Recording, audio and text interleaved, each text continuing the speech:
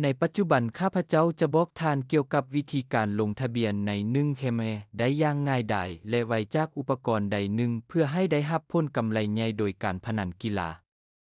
เปิดตัวท่องเว็บในโทรศัพท์หรือคอมพิวเตอร์ของท่านพิมพ์1เคมในแท็บค้นหาและไปที่เว็บไซต์อยู่ที่นั้นท่านจะเข้าไปในเมนูหลักเลือกปุ่มลงทะเบียนข้าพเจ้าแนะนำให้ท่านเลือกทางเลือกอีเมลเพราะว่านี้แม่นการลงทะเบียนอย่างเต็มที่กับการปกป้องข้อมูลของท่าน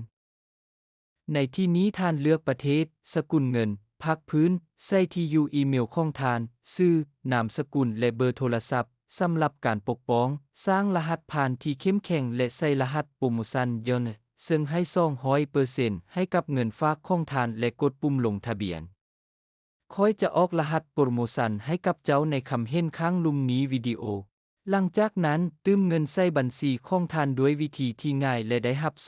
200%ในเงินฝากครั้งทำอิฐของท่าน